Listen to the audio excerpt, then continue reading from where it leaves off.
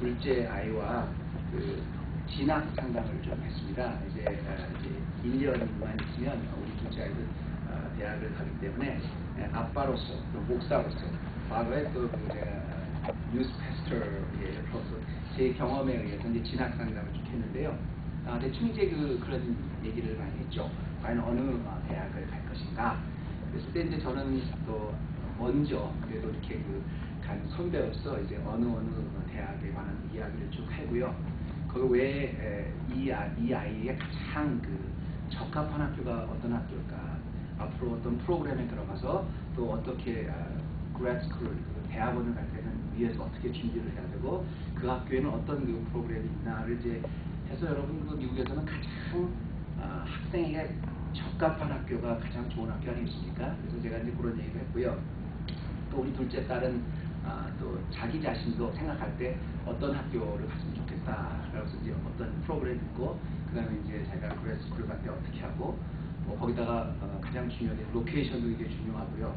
그리고 이제 파이낸스 저 에이드를 얼마 정도 받을 수 있을까, 장학금을 얼마 받을 수 있는가, 뭐 거기에 따라서 이렇게 뭐 대충 이야기를 해보니까 제가 생각에는 A라는 대학이 가장 적합한 것 같고 또 이 딸은 뭐 자기가 보기에는 미래를 봐서 뭐 B라는 대학이 뭐 적합한 것 같다. 뭐 이렇게 해서 서로 간에 이야기를 했어요. 그래서 오랫동안 고민하고 당연히 아빠로서 뭐 진학 상담을 해줘야 되는 건 뭐 당연한 거 아니겠습니까? 그래서 딸을 위해서 가장 적합한 학교를 찾아주는 게 이제 부모로서의 또 해야 될 일이니까요. 나름대로는 고심을 해서 열심히 해서 이제 나는 나름대로 이렇게 하면 가장 좋을 것 같다. 위치도 그렇고 너에게는 이런 것 같다. 또 다른 그것보다는 또 다른 면도 다 좋은 면, 나쁜 면이 다 있습니다.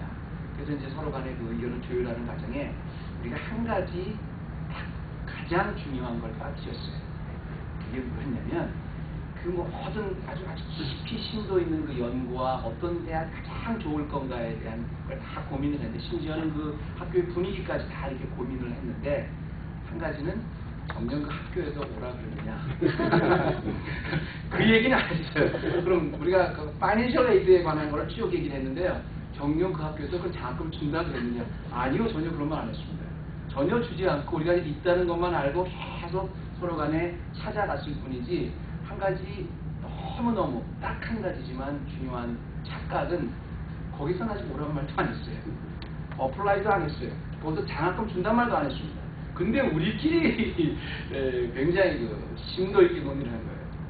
여러분 이런 경우는 많이 있지 않습니까? 어떤 분이 결혼을 하려고 하는데 결혼을 앞둔 남자가 자기는 이 사람이 정말 맞는 사람인가, 집도 장만하고 뭐 무슨 준비도 하고 또 뭐 인물도 나한테 맞고 무슨 학벌도 나한테 맞고 모든 조건을 다 드는데 정녕 그 상대방은 전혀 결혼할 생각을 안 하는데 이렇게 해서 내가 이 사람과 결혼하겠다. 그걸 뭐라 그럽니까? 착각이죠. 딱 한 가지만 착각했는데 가장 중요한 걸 착각했습니다. 그래서 제가 어린 시절에 그런 세상 사람들이 쓰는 속어가 하나 있었는데 세상에서 가장 경직된 사회라고는 북한에서조차 아주 마음대로 자유를 누릴 수 있는데 그거는 착각은 북한에서도 자유할 수 있다. 뭐 이런 얘기를 제가 들었어요. 맞습니다. 사람이 착각이라는 거는요, 중요한 걸 착각할수록 나중에 그 결과가 사람을 굉장히 민망하게 만듭니다. 중요한 것은 그 착각을 통해서 민망하기도 하지만 가장 사람이 필요한 기본은 그 착각을 통해서도 배우지요. 오늘 아주 굉장히 비슷한 이야기가 나옵니다. 특별히 성경 오늘 본문 말씀에 보면 삼손 그러면 굉장히 유명한 사람, 사사들 중에서 가장 힘이 센 사람, 물론 맞습니다. 성경의 인물 중에서 가장 파워가 있는 사람 맞습니다. 그리고 전 인류 역사에 성경을 모르는 무신론자들도 삼손의 이야기는 다 알아요. 그만큼 힘이 센 사람이 삼손입니다. 그런데 오늘 삼손이 착각이 하나 나와요. 혼자서 맨손으로 사자를 때려잡을 수 있을 만큼 엄청난 힘을 가졌던 삼손. 근데 그 삼손이 한 가지 착각한 게 있는데요. 아무리 삼손이 인류 역사에서 가장 큰 힘을 드러냈던 사사라고 해도요, 그런 사람으로 알려졌다 해도요, 그 힘은 어디까지나 처음부터 자기 힘이 아니었습니다. 여호와의 신이 그에게 사사에게 내렸을 때, 삼손에게 내렸을 때 그 힘을 발휘해서 블레셋 사람도 죽일 수 있었고 사자도 맨손으로 때려잡을 수 있었던 것입니다. 삼손의 생애를 쭉 보면요, 삼손은 대단한 사사였습니다. 혼자서 싸웠어요. 전쟁을 다른 사람하고 혼자서 전쟁을 했어요. 그런데 백전백승을 했습니다. 그렇게 삼손의 그 파워는 대단했지요. 근데 문제는 삼손이 착각을 했습니다. 그 힘이 처음부터 마지막까지, 시작부터 끝까지 그 삼손은 철저하게 하나님을 위한 힘이었었는데 그걸 착각을 한 거예요. 그걸 잊어버린 거예요. 너무 힘이 있어서 착각을 했는지도 모르겠습니다. 중요한 것은 말입니다, 우리가 찬송도 이따 할 거지만 예수는 나의 힘이요 내 소망 되시니 라고 이렇게 얘기하면 정말 예수는 나의 힘인데 삼손에게 가장 어울린 말 아닙니까?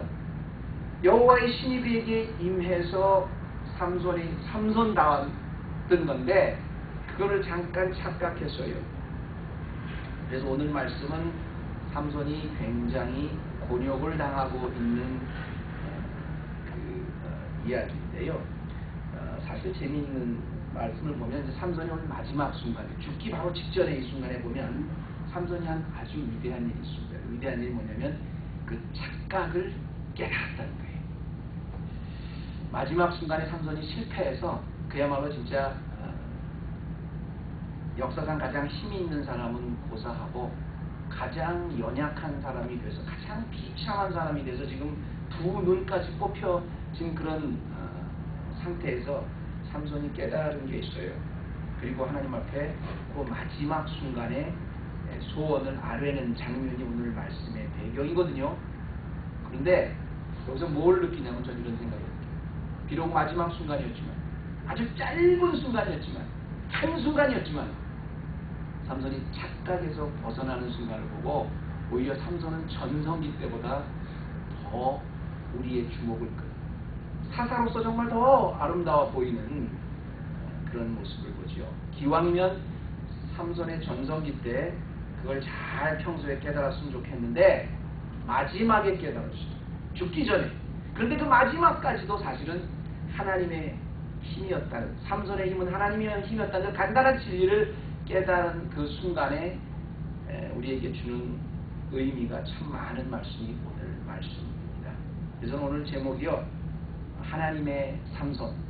그러니까 원래 자기가 자기 힘인 줄 착각하고 범죄를 했었는데요, 하나님의 힘을 깨달은 삼손, 하나님의 삼손의 마지막이라는 게 오늘 말씀의 제목이에요. 하나님의 삼손 마지막 순간에 깨달은 그 진리, 이것을 통해서 과연 우리가 배울 수 있는 교훈이 몇 개인가 이렇게 보면요, 이 마지막 순간에 하나님의 사람 삼손이 깨달은 것은 자기 자신이죠. 가장 먼저 마지막 순간에 하나님의 사람 삼손이 깨달은 것은 자기가 누구였는지, 자기의 신분을 정확히 다시 찾았어요. 오늘 말씀에 보면 마지막으로 삼손이 하나님 앞에 부르짖는 소원의 내용이 나옵니다. 소원의 내용이 나오는데 뭐냐면 삼손이 28절에 그렇게 부르짖죠. 삼손이 여호와께 부르짖어 가로되 여호와여 구하옵나니 나를 생각하옵소서, 이렇게 나옵니다. Then Samson prayed to the Lord, O sovereign Lord, remember me, O God. 나를 생각해 주소서, 이렇게 나와요. 이 생각해 달라는 말은 히브리 말로 자카라는 말인데 원래 어디서만 나왔냐면요, 내가 그걸 기억해 두기 위해서 무엇을 표시해 둔다, 그런 말에서 나온 말이 자카입니다. 나를 기억해 주십시오. 나를 생각해 주십시오. 마지막 순간 얼마 남지 않았는데 나를 기억해 달라는 거예요. 뭘 기억해 달라는 거예요? 여기 오늘 말씀을 읽을 때 제일 처음에 22절에 보면 그게 머리가 다 잘리고 삼손이 눈을 뽑혀서 끌려갈 때 그 머리털이 완전히 밀리운 후에 22절에 뭐라 그래요? 다시 다시 자라기 시작하리라. 아주 참 중요한 것. 삼손이 지금 전성기 때 같이 힘을 발휘할 때가 아니라 자기의 머리를 다 잘리고 힘이 없어서 끌려갈 때입니다. 그런데 여러분 중요한 것은 뭐냐면 이 삼손의 이야기는 여러분 너무 잘 아시니까 그 삼손이 그 데릴라한테 쏘가서 자기 머리를 잘리고 힘을 다 잃고 블레셋 사람한테 끌려갔던 그 얘기를 너무 잘하니까 제가 그걸 다시 말하진 않겠습니다. 근데 우리 한 가지 착각하는 게 아니죠. 우리도 착각하는 순간이 있는데 뭐냐면 야, 그럼 나도 머리를 한번 길러볼까?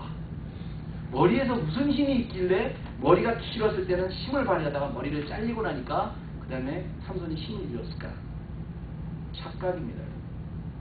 삼손이 지금 하나님 마지막 순간에 머리를 다 잘리고 내 머리가 조금 자라기 시작할 때 하나님 나를 다시 기억해 주십시오. 그 얘기는 뭐냐면요.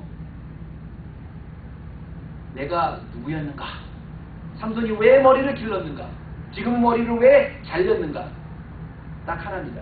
삼손은 태어날 때부터 나실인이었기 때문에 머리를 길렀습니다. 삼손이 태어나기 전에 이미 하나님의 천사가 나타나서 삼손을 위해서 삼손을 구별하고 삼손을 특별히 하나님의 사사로 세우시기 위해서의 스토리를 들려줍니다. 삼손은 그래서 태어날 때부터 나실인이었어요. 나실인이라는 건 뭡니까? 나실인은 원래 히브리 사람들 중에서 히브리 말에 그 나사르라는 그 특별히 따로 구별된 그런 데서 이야기가 나고 정별된 사람이라는 그 명사거든요. 구별하다 그런 동사에서 나온 말이에요. 그러니까 왜 이게 필요했냐면요. 하나님이 이제 이스라엘 백성들에게 시내산을 출발하기 전에 애굽에서 이제 시내산을 출발하기 전에 여러 가지 명령을 주시는데 그 중에서 하나가 뭐냐면 이스라엘 백성이 앞으로 이제 그 가나안 땅에 살 때 나실인을 구별에 관한 그 명령을 하셨습니다. 너희 중에 정말 특별히 구별돼서 내가 이스라엘 백성이어서 특별히 하나님을 하기 위한 아주 거룩한 일을 할 사람들은 따로 나실인들을 구별하기에 나사르예요. 나실인들이에요. 그 나실인들은 무슨 일을 했느냐? 세 가지를 절대 안 했습니다. 나실인 동안에 내가 하나님 이제 내가 나실인 되겠습니다 하고 서원을 하면 머리를 안 잘랐어요. 삭도를 안 냈습니다. 두 번째는 술을 안 먹었어요. 술 좋아하시는 분들은 나실인 술을 안 먹었어요. 세 번째는 그 죽는 사람을 만지지 못해. 부정이 타니까. 그거 왜 그러냐면 이스라엘 백성이 특별히 모든 사람 중에서 하나님 앞에 구별된 백성이었는데 그 중에서도 또 아주 특별히 하나님의 일을 하기 위해서 구별된 사람을 나실인이라고 했어요. 그 나실인의 신분을 준 사람들은 세 가지를 나실인의 서원한 동안 하면 안 됐었어요. 그런데 삼손이 태어날 때부터 하나님의 일을, 하나님의 거룩함을 드러내기 위한 나실인으로 뽑혀서 살았어요. 그런데 지금까지 삼손이 너무 힘이 있다 보니까 잊어버린 게 있는데 뭘 잊어버리냐면 자기가 나실인이었다는 걸 잊어버렸어요. 자기 머리를 자르게 그냥 다 놔뒀어요. 자기는 나실인에서 머리가 자르면 자기는 힘이 없다. 그래서 머리를 잘리고 나니까 막 끌려가는데도 발버둥을 못 치는 거예요. 그런데 다시 머리가 자라기 시작하니라. 참 중요한 의미가 있어요. 다시 내가 나실인이 무엇인지, 하나님이 특별히 구원해 주신 삶이 무엇인지를 깨달았다는 겁니다. 여러분, 삼손이요, 힘이 있었다는 게 중요한 게 아닙니다. 그 힘은 나실인으로 특별히 구별해 주셔서 지금 이 어려운 상황에 하나님의 백성을 위해서 쓰임받기 위해서 주신 힘이었다는, 나실인을 위한 힘이었다는, 나실인 사사를 위한 힘이었다는 게 중요한 거고요. 단순히 삼손이 머리가 잘려서 힘이 잃었다는 게 그게 중요한 게 아니고요. 정말 삼손은 그 긴 머리가 항상 자기는 날 때부터 누구였는가, 자기는 날 때부터 하나님이 특별히 구별해 주신 사람이라는 그 신분을 대표해 주는 그 표시를 자기가 스스로 잃어버렸다는 게 중요하죠. 삼손의 가장 중요한 임무는 하나님의 거룩함을 드러내는 것이었어요. 하나님이 주신 힘을 가지고 하나님의 거룩하신 역사를 드러내는 게 나실인 삼손의 태어날 때부터의 신분이었고 목표였다는 것이죠. 그러니까 틀려야죠. 근데 자기가 힘이 있다고 그걸 가르쳐줬어요. 내가 머리가 길러서 내가 이게 힘이 있다고 가르쳐줬어요. 나실인을 포기한 겁니다. 그런데 마지막 순간에 죽기 전에 다시 하나님 나를 기억하옵소서. 그의 머리가 다시 자라기 시작하면서 하나님 나를 한 번만 더 기억해 주옵소서. 나를 나실인으로 표시한 그 표시를 기억해 주십시오. 이 말입니다. 저는요 이 그 말씀을 준비하면서 제가 그 과거에 북가주에 살 때 한번 이런 그 예화를 하나 드린 적인데 벌써 한 몇 년이 지난 후에 제가 이 예화를 또 하나 생각이 나는데요. 사람들과 나눴던 그 예화입니다. 과거에 제가 이 말씀이 생각이 나서 그걸 다시 한번 제가 나눌게요. 근데 그 얘기는 뭐냐면 그때부터 지금까지 똑같이 적용되는 그때가 한 7, 8년 전쯤 됐던 얘기 같은데요. 저희 집에 7, 8년 전보다 훨씬 더 그 역사가 지난 그런 고급 명품 가구가 하나 있습니다. 여러분 명품 좋아하세요? 블랙 저희 아주 이름 있는 가구 있죠? 네임 브랜드. 아마 제가 알기로는 해럴드 집사님이 옷을 항상 명품으로 입으신 것을 알고 있는데, 뭐 하여튼 근데 명품이 이게 다르다고 해서 이게 틀린다고 했는데, 저희 목사 집에도 옷이 아니라 가구가 명품이 하나 있어요. 목사 집에 어떻게 명품 가구가 있을 수 있을까? 근데 제가 갖게 된 제가 스토리를 좀 설명해 드릴게요. 저희가 지금 14년 된 화장대와 드로우가 하나 있는데요. 명품입니다. 근데 제가 이름이 굉장히 유명한 거래요. 근데 지금도 14년째 쓰고 있으면서 그 이름을 또 잃어버렸어요. 그런데 문제는 어떻게 알았겠냐면 14년 됐는데 14년 전에 저희 와이프의 베스트 프렌드가 그 명품을 11년 전에 그걸 샀습니다. 그때로부터 11년 전에 그 명품 가구를 샀어요. 근데 이사를 가면서 가구를 다시 한번 다르게 싹 바꾸면서 아이들도 많고 그러는데 드로어가 많이 필요하지 않겠냐? 그거 쓰지 않겠냐고 전화가 왔어요. 우리야 그냥 드로어를 줘도 괜찮다는데 드로어는 비싼 건데 그 집 가구는 다 좋거든요. 좋다고. 그래서 그때 14년 전에 저희 집에 선물을 했습니다. 그런데 그 14년 전에 줄 때 이미 11년 동안 썼던 가구였어요. 그러니까 지금까지 따지면 딱 25년이 된 가구입니다. 그 명품 가구가. 그 역사가 25년, 우리 집에서 14년, 그 집에서 11년. 그런데 우리가 그동안 이사도 많이 다녔잖아요. 그리고 우리가 그동안 굉장히 또 아이들이 4명이나 되니까 굉장히 많이 거칠게 썼는데, 다른 것들은 문짝이 그냥 성한 게 없어요. 보면 지금 이렇게 제대로 이렇게 펑션이 되는 게 하나도 없어요. 근데 25년이 된 그 명품 가구는 아직도 멀쩡해요. 유일하게 멀쩡해요. 내가 그래서 그때 크레딧을 준 게 뭐냐면, 사용 불가할 정도로 모든 게 다 고장났는데 25년이 된 지금도 명품이 그냥 명품이 아니구나. 여러분, 삼손이 그냥 삼손이 아니에요. 그가 운동신경이 뛰어나서 힘이 있는 게 아니고요. 삼손이 그렇게 힘이 있었고 그렇게 유명할 수 있었고 그렇게 삼손이 하나님의 일을 엄청난 남에게 주목을 받을 수 있었던 건 바로 하나님께서 태어날 때부터 나시린으로 구별을 하셨기 때문에, 다른 사람만 틀린 소위 사람 중에 명품으로 구별을 하셨기 때문에 그렇다는 거예요. 그런데 삼손은 그걸 잊어버렸습니다. 그의 신분은 머리를 잘랐다는 것이 중요한 것이 아니라, 그 머리에 무슨 신비한 힘이 있었다는 것이 중요한 것이 아니라, 그는 원래 하나님께서 명품으로 따로 구별해 놓으신 사람이었다는 그게 중요한 사실이었는데, 안타깝게도 삼손은 그걸 잊어버렸죠. 근데 마지막 순간에 그를 다시 철저하게 깨달았어요.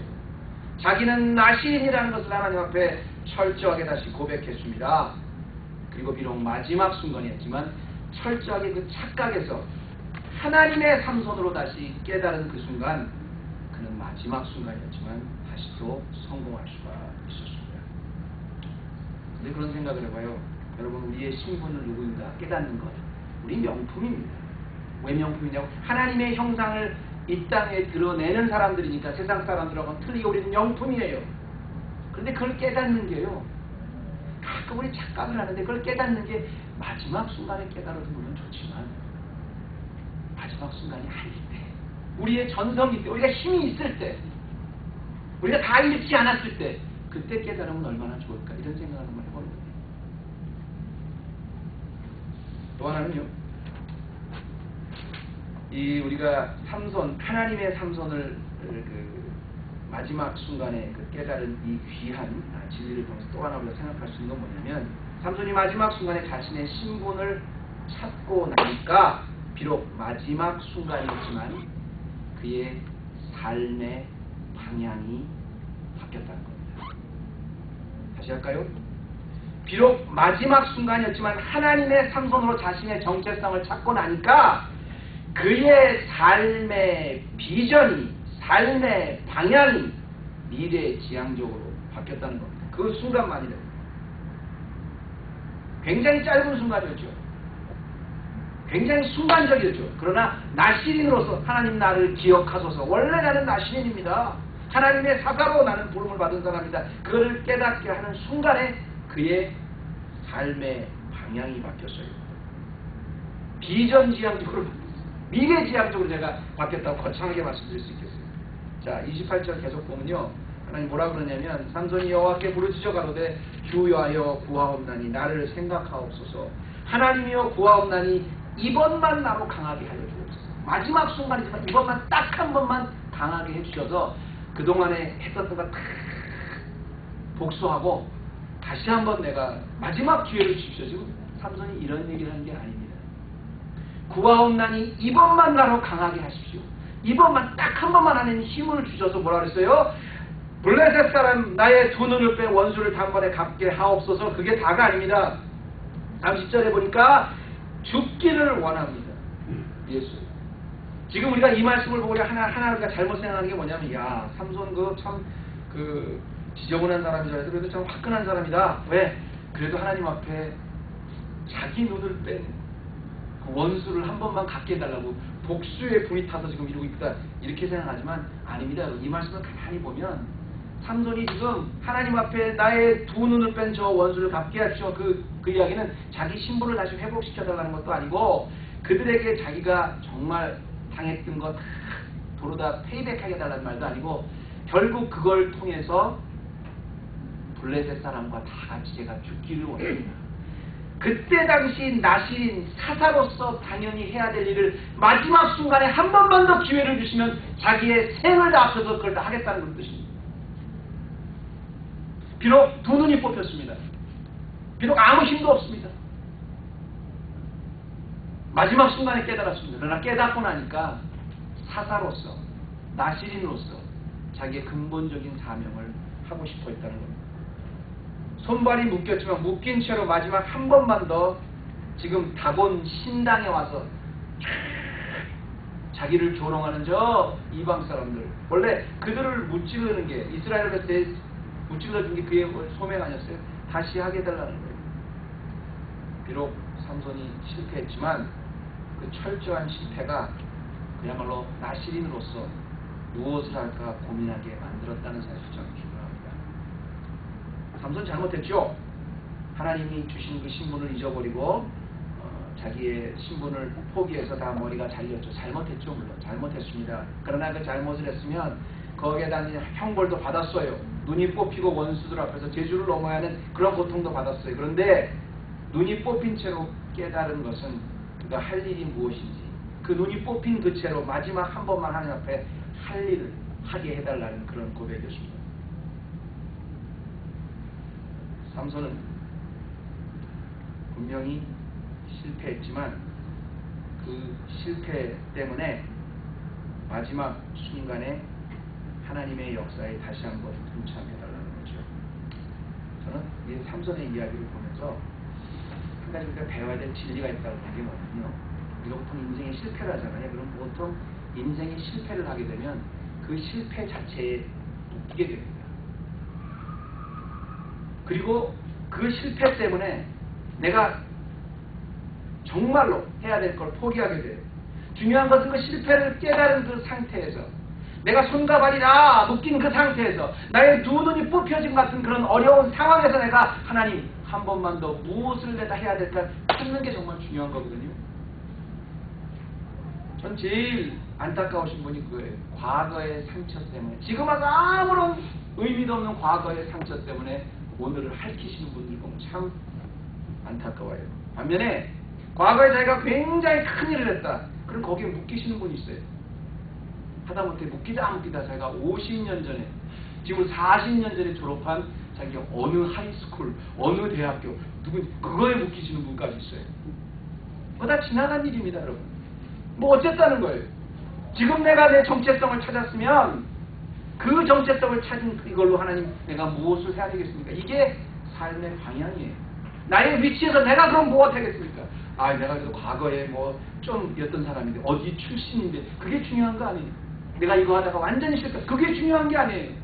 지금 이 순간에 비록 삼성과 같이 두 손 두 발 다 묶이고 눈까지 다 뽑혔지만 바로 이 순간에 나 한 번만 더 하나님 힘을 주시다 블레셋 사람과 죽기를 원합니다. 지금 이 상태를 가지고 주님이 원하시는 것을 하고 싶습니다.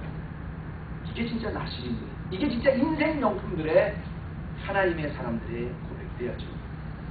마지막으로 제가 하나만 더 할까요? 삼손이 하나님 안의 정체성 찾았습니다. 미래 지향적이 됐습니다. 그리고 마지막으로 그렇게 되고 나니까 하나님께서는 그 신분에 걸맞는 은혜를 체험하게 하셨습니다. 다시 말씀드리면 하나님 안의 정체성을 다시 찾았어요. 하나님 안의 신분을 다시 발견했어요. 그리고 발견하고 나니까 자기의 삶의 방향과 삶의 시각이 바뀌었어요. 그러니까 삶의 방향과 시각이 바뀐 그 상태라면, 그리고 하나님의 신분을 찾은 상태라면 그 신분에 걸맞는 거기에 합당한 은혜를 체험하게 해주신다는 거죠. 나시린이 되어서 하나님의 일을 하면서 살았던 삼손이요, 자기를 잊어버리고 살지 않았습니까? 그런데 비록 마지막 순간에 하나님의 삼손으로, 하나님 안의 삼손으로 마지막 순간이지만 깨달았으니까 그 깨달은 것에 걸맞는 그 은혜는요, 우리가 생각하지 못하는 것입니다. 무슨 말이냐면 삼손이 힘이 다 뺏겼어요. 그리고 그 눈까지 뽑혔어요. 뭘 할 수 있겠어요? 그런데 재밌는 것은 말입니다. 힘이 다 빠지고 눈까지 뽑히고 할 수 있는 일이 아무것도 없는 삼손이었지만 저기서 자기의 신분을 다시 찾고 자기가 해야 될 일을 하나님 앞에 구하는, 바른 것을 하나님 앞에 구하고 나니까 하나님께서 마지막 기회를 주신데, 그 마지막 순간에 주신 기회가 삼손이 전성기 때 했던 것보다 더 큰 역사를 이뤘다는 겁니다. 이게 중요한 거예요. 제 말이 아닙니다. 여러분 30절에 뭐라 그랬어요? 가로되 블레셋 사람과 함께 죽기를 원하노라 하고 힘을 다하여 몸을 굽힘에 그 집이 곧 무너져서 거기에 있는 모든 방백과 온 백성이 덮쳤더라 로 끝나는 게 아니에요. 그 다음에 뭐라 그랬어요? 삼손이 죽을 때 죽인 자가 살았을 때 죽인 자보다 너무 많더라 그랬어요. 그러면서 뭐라고 지금 사사기 기자는 뭐라고 말씀을 하냐면 맨 마지막 31절에 마노라의 장자의 장자 아니라 삼손이 이스라엘 사사로 20년을 지내었더라 이렇게 얘기합니다. 원래 삼손이 사사였다는 거 얘기했어요. 그런데 마지막 순간에 하나님 앞에 쓰임받은 것도 똑같이 기록을 하면서 사사로 20년을 지내었다라고 하면서 그 순간도 굉장히 중요하게 조명을 성경을 합니다. 성경은 아스kel론에서 블레셋 사람을 삼손이 혼자서 30명을 죽였어요. 레히에서는 무려 혼자서 1대 1000랑 싸워서 1000명을 죽였습니다. 근데 성경에 나온 것만 그렇지 그 외에 크고 작은 싸움이 얼마나 많았겠어요. 근데 그걸 다 합쳐서 삼손이 죽인 블레셋 사람들의 숫자가 마지막 순간에 자기의 정체성을 깨닫고 하나님 앞에 마지막 쓰임받았을 때 죽인 숫자가 그거보다 더 많다는 거예요.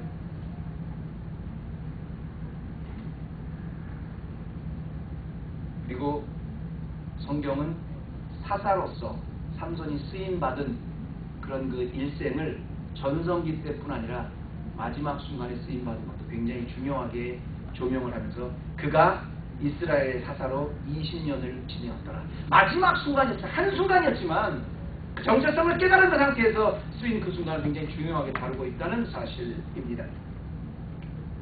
삼손은 기둥 속에서 비참한 최후를 마쳤고 나시린처럼 비록 전성기 때 살지는 못했어요. 그러나 최소한 나시린처럼 죽었습니다.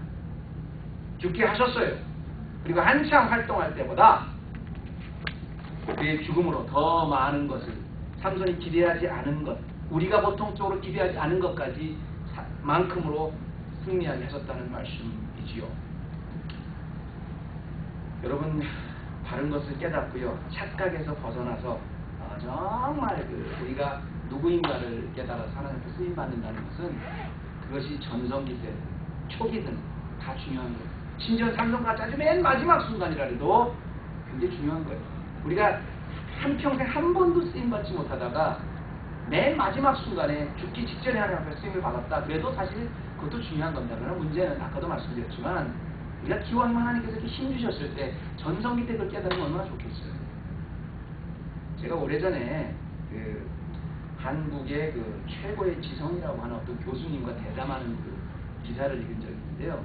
저도 미국 떠나온 지가 오래돼가지고 한국에 있는 분들의 유명 인사를 잘 모릅니다. 근데 그 이어령 교수님이라는데 혹시 아세요? 이어령 교수님이 원래는 그 무신론자였어요. 무신론자였는데 이제 그 딸이 그 죽는 그런 경험을 통해서 하나님을 찾고 하나님을 발견했다는 그런 분이어서 한국에서는 굉장히 그 유명한 정도가 아니라 대표적인 지성인으로 이렇게 꼽히시는 분이라고 합니다.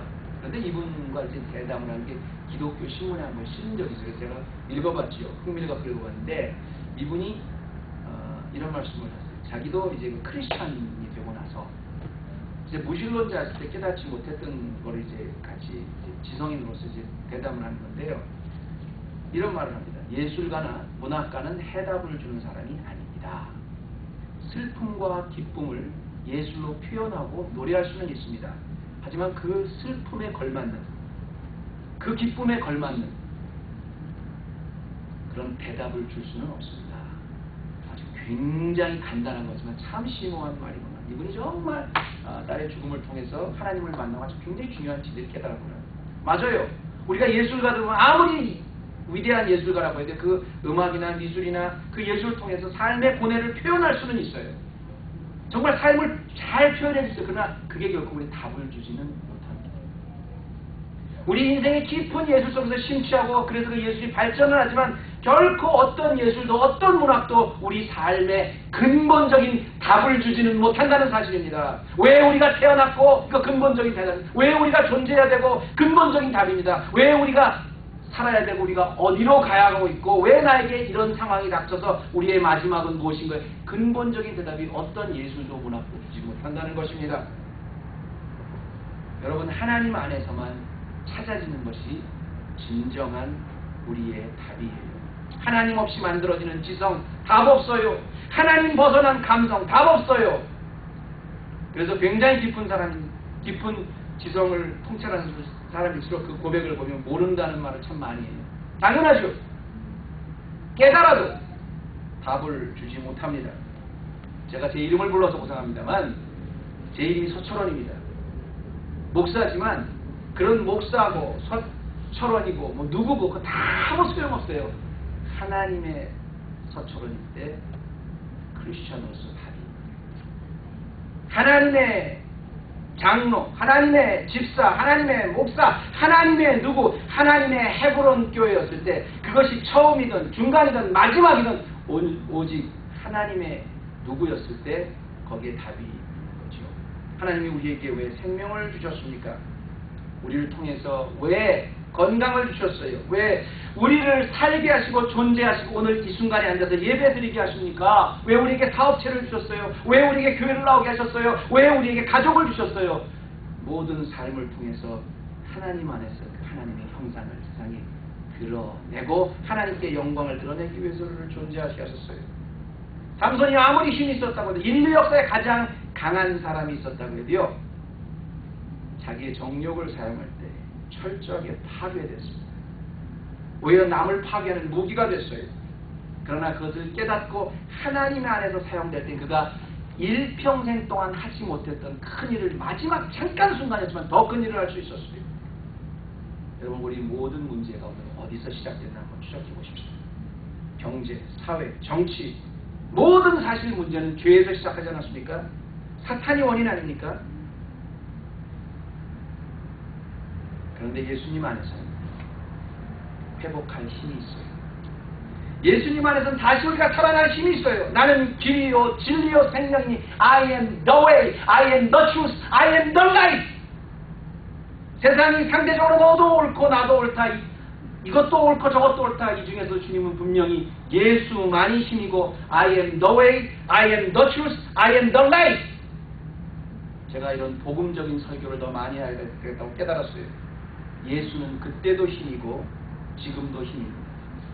삼손이 삼손으로 존재하는 건 하나님의 사람이었기 때문에 그래요. 하나님의 나시린이었기 때문에 하나님의 사사였기 때문에 그래요. 그걸 마지막 순간에 깨달았지만 그래도 역시 하나님의 사람으로 빛을 발했어요. 예수는 그때도 힘이고 지금도 힘이고 앞으로 유일하게 살 수 있는 우리 삶의 소망입니다. 예수 안에서만 정말 큰 힘이 있고 예수 안에서만 인생의 근본적인 답이 있습니다.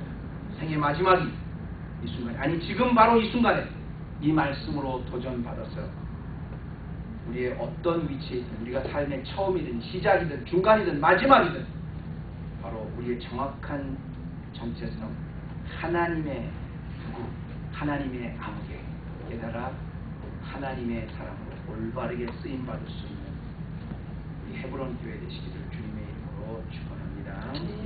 하나님 감사합니다. 삼손이 아무리 위대한 사도였다고 하지만 사사였다고 하지만 그의 최전성기 때 발휘하는 힘도 그의 힘의 근원이 하나님이었다는 것을 잊어버릴 때는 참으로 보잘것 없고 참으로 비참하고 참으로 허무하게 느껴집니다. 그러나 하나님의 삼손이 됐을 때 비록 마지막 순간이었지만 일생에 단 한순간이었지만 그때 철저하게 깨달았을 때 그는 일생에 할 수 있었던 일보다 하나님이 원하시는 소명을 더 많이 할 수 있었습니다. 우리는 지금 무엇을 깨닫고 있습니까? 하나님 혹시 우리가 착각하고 있는 건 아닙니까? 내가 존재하는 것, 내가 잘난 것, 내가 앞선 것, 내가 이룬 것, 혹시 내가 나의 신분을 잊고 있는 건 아닙니까? 오늘 말씀을 통해서 비록 내가 생의 마지막 순간이 아니지만 아니 오히려 그렇기 때문에 하나님의 사람, 나 자신, 하나님의 명품, 나 자신을 철저히 깨달아서 원래 하나님이 나를 존재하게 하신 그 목적을 잘 이룰 수 있는, 증거할 수 있는 우리 헤브론 교회 성도님들 모두 되게 하여 주시옵소서. 예수님의 이름으로 기도합니다.